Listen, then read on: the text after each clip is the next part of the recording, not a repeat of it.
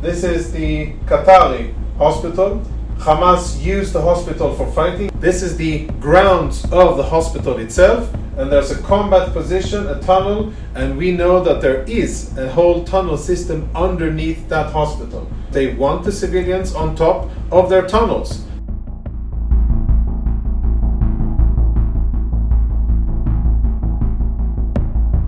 Lieutenant Colonel Jonathan in the reserves here.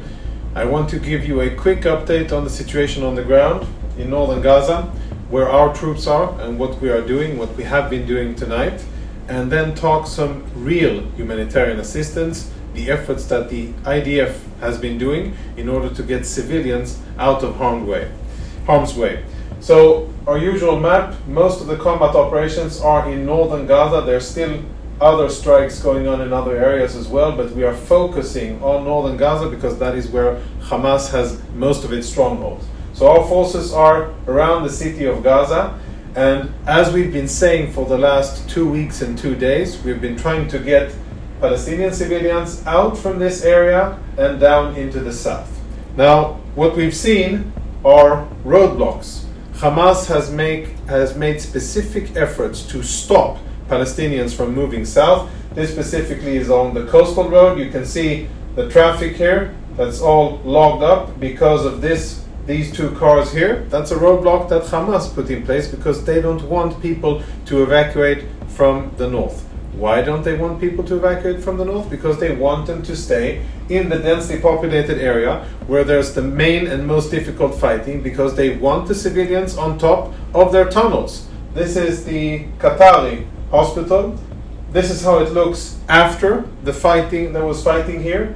Hamas used the hospital for fighting. These are our troops that are now, they're combat engineers and special forces, and they're searching the ground looking for a tunnel shaft, which is here, circled in red. You can see a D9 bulldozer that is excavating and clearing it. That's the tunnel opening, concealed with some kind of cover. And soon you'll be able to see the entrance itself. Here you see the opening. This is the grounds of the hospital itself. And there's a combat position, a tunnel, and we know that there is a whole tunnel system underneath that hospital. And you can see it in daylight as well. Now, unfortunately, that's the shaft, the entrance. And that was used by Hamas to fight against Israel, again, the beginning of the clip. Why is this important? Because hospitals and other humanitarian facilities are supposed to enjoy special protection. But what Hamas is doing is that they're violating that special protection and using it for combat purposes, forcing us to operate there. And as we have shown, they've also built infrastructure, combat infrastructure under it. And we've spoken about the Shifa hospital in Northern Gaza, the biggest and most important one, so I won't go over those things again.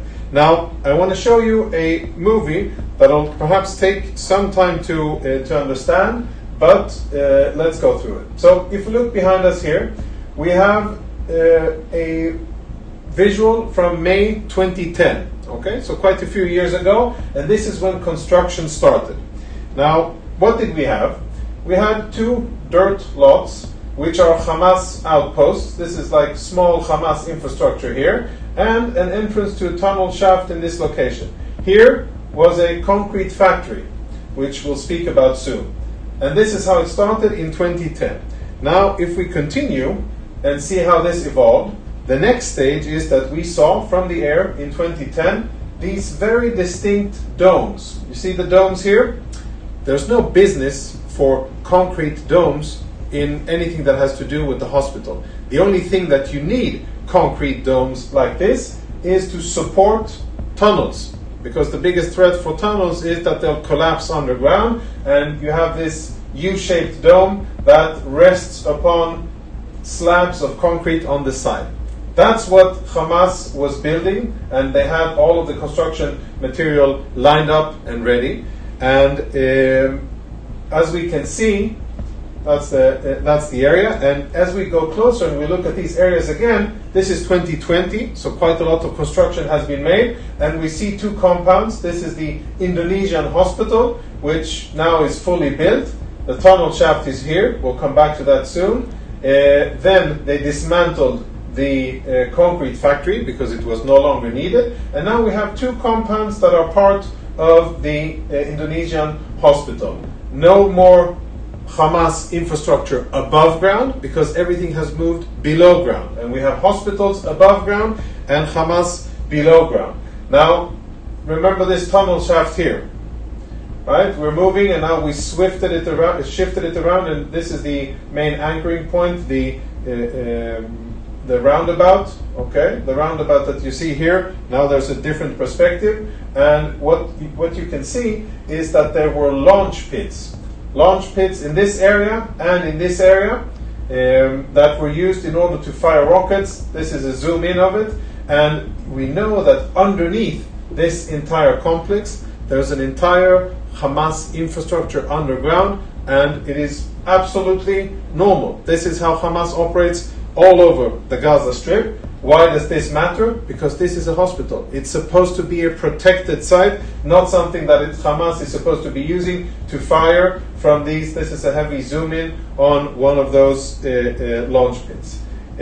So that's one story of one hospital that we have exposed and seen, which I think is very important for all of us to be aware of.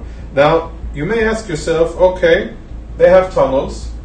Don't take my word for it. This is an interview on RT, which is a very friendly network for Hamas. They ask a simple question. If you build bomb shelters in these tunnels, why don't you allow the civilians to use them? They're suffering above ground. It's dangerous.